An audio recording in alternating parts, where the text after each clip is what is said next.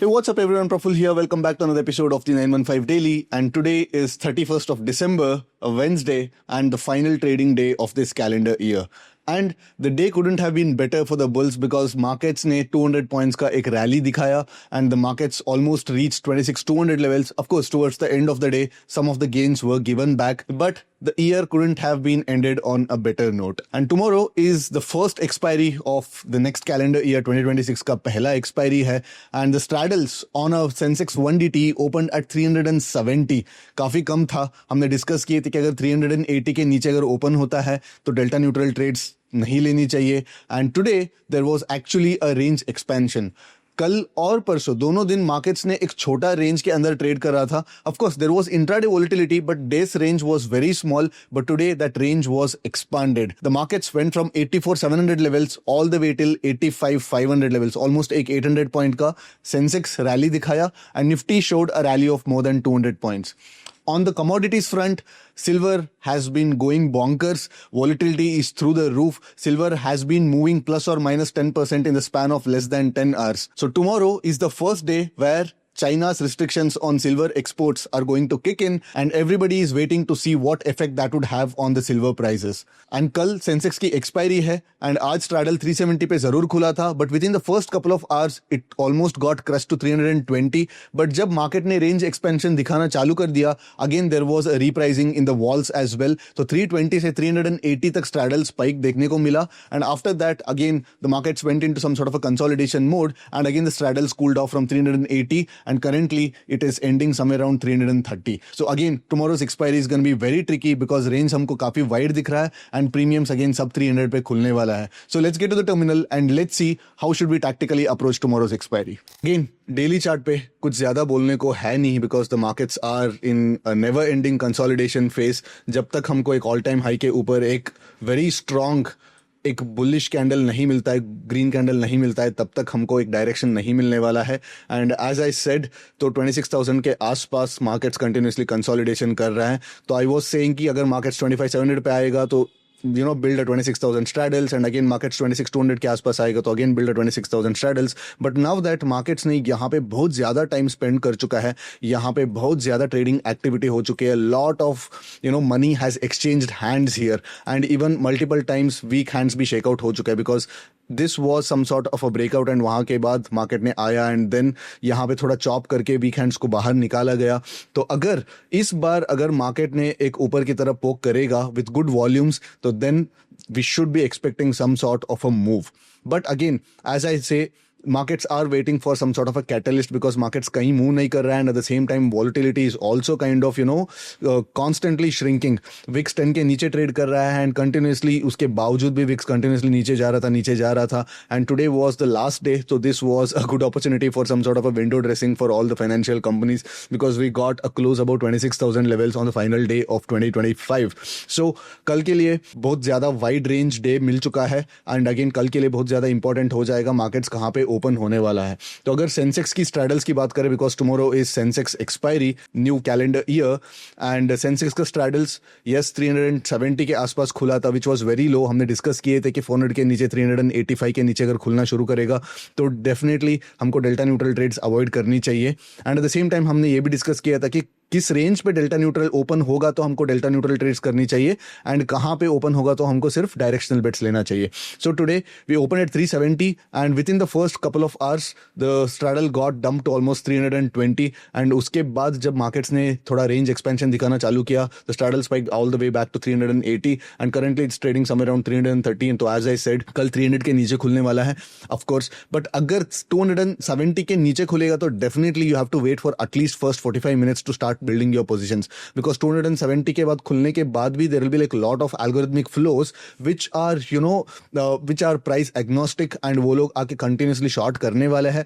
तो जब उनका liquidity पूरा absorb हो जाएगा then the markets will start showing some sort of a directional bias and वहाँ पे थोड़ा बहुत हो सकता है कि वहाँ पे डेल्टा हेजिंग होने दो, डीलर हेजिंग होने दो, वो सब आएगा एंड उसके बाद यहाँ पे थोड़ा रिप्राइसिंग होने वाला है. उस रिप्राइसिंग में आप एंट्री कर सकते हैं.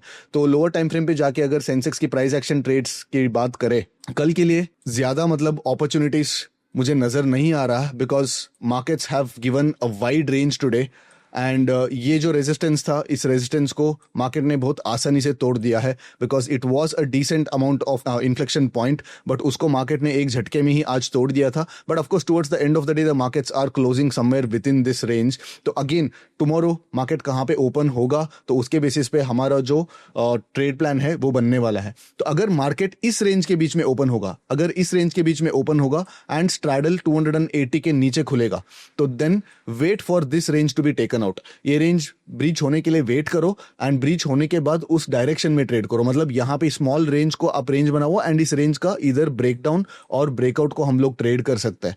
बट अगर मार्केट गैप डाउन खुलेगा तो अगेन हमको बड़ा रेंज मिल जाएगा 85 400 से लेके ये रेंज 84 700 तक. Almost let's say if markets open exactly at 85,000 levels, yes, there is a good chance that the markets will expire at 85,000 considering that it's a weekly expiry and round number पे expire होने की probability ज़्यादा होती है. But at the same time markets के पास move होने के लिए काफ़ी ज़्यादा free space है. तो अगर market 85,000 के आसपास खुलेगा तो then definitely the markets will hit 85 400 and then come back to 84 600. तो basically 400 points on the upside and 400 points on the downside markets खुल जाएगा. And it has been quite some time since we have seen like hyper volatile expiry. Hyper volatile expiry almost last महीने में एक भी hyper volatile expiry नहीं मिला था. जो भी वोलेटाइल एक्सपायरी मिला था, यस द मार्केट्स वो volatile, but at the same time it was not some sort of a treacherous expiry. So यहाँ पे हो सकता है कि मार्केट्स कल काफ़ी ज़्यादा एक ट्रेचरस एक्सपायरी देखने को मिल जाए. एंड इसलिए अगर मार्केट्स 85,000 के आसपास खुलेगा and straddle opens around 300, then definitely we should wait for the markets to actually give some delta move and then start building your positions. And मेरे हिसाब से कल रेशियोज काफ़ी अच्छे काम करने वाला है बिकॉज मार्केट्स के पास रेंज है एंड वो रेंज काफ़ी वाइड है. एंड स्ट्रैडल्स अगर कम खुलेगा तो थोड़ा स्क्यू डेवलप हो जाता है because at the money options काफ़ी सस्ता रहता है एंड OTM ऑप्शंस थोड़ा महंगा रहता है. तो you can actually start building ratios. Neutral ratios भी बना सकता है, क्रेडिट रेशियोज भी बना सकता है. डेबिट रेशियोज मैं प्रेफर नहीं करता specially on an expiry day. तो I will go with credit ratios and then I can convert it back to straddles. तो कंटिन्यूसली लाइक हम लोग इंटरचेंज कर सकते हैं. If you don't know how to play this structures, definitely stay away from it and you are better off trading plain vanilla strategies like debit spreads और credit spreads और even iron condors भी कर सकता है. But again as I से, अगर market यहाँ पे ओपन होगा तो येस ऑफकोर्स 85,000 एक लॉजिकल लेवल बन जाएगा एक्सपायरी होने के लिए. बट मार्केट्स आपको बहुत ज्यादा नचाने वाला है. तो मार्केट्स अगर गैप डाउन खुलता है कल तो then wait for the markets to either spike up back to 85 300 levels और spike down back to 84 700 levels and then initiate some sort of a mean reversion trade. And as I say, bias mean reversion होगा and इस trade को आप कैसे express करोगे, किस structure के साथ एक्सप्रेस करोगे, that depends on your experience trading those particular trade structures. For example अगर मैं यहां से मैं मीन रिवर्शन एक्सप्रेस करना चाहता हूं तो ऑब्वियसली यहां पे मैं पुट शॉर्ट भी कर सकता हूं, एक कॉल डेबिट स्प्रेड भी कर सकता हूं, एक पुट क्रेडिट स्प्रेड भी कर सकता हूं, या मैं और स्क्यूड ट्रायंगल्स भी मैं खड़ा कर सकता हूं और मैं यहां पे थोड़ा रेशियो के साथ भी इस व्यू को मैं एक्सप्रेस कर सकता हूं. बायस में दे रहा हूं कि कौन सा ट्रेड स्ट्रक्चर यूज करके आपको ट्रेड करना है, that completely is up to you.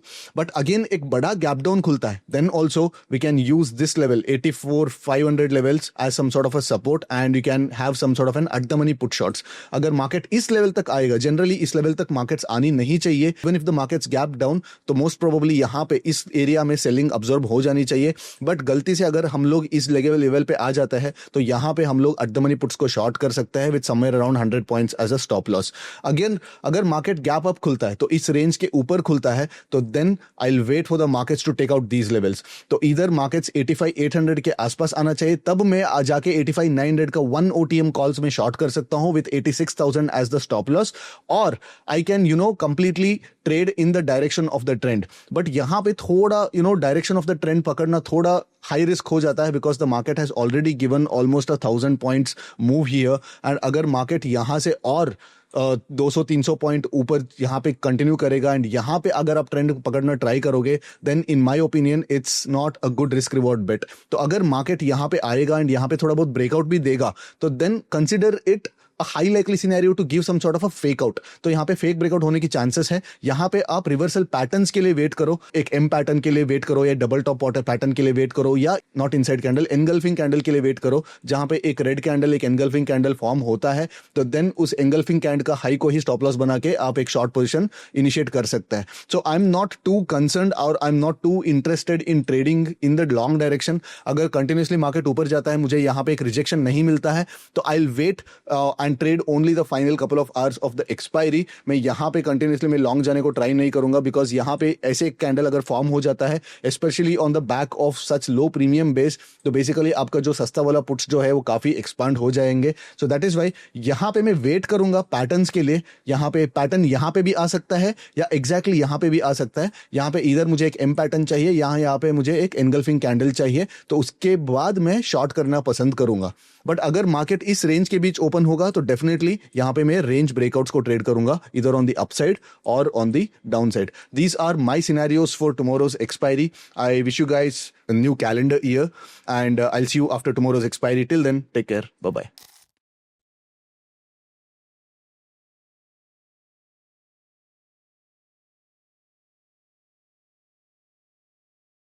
Investment in securities market are subject to market risks. Read all the related documents carefully before investing. Please read the risk disclosure documents carefully before investing in equity shares, derivatives, mutual fund, and or other instruments traded on the stock exchanges.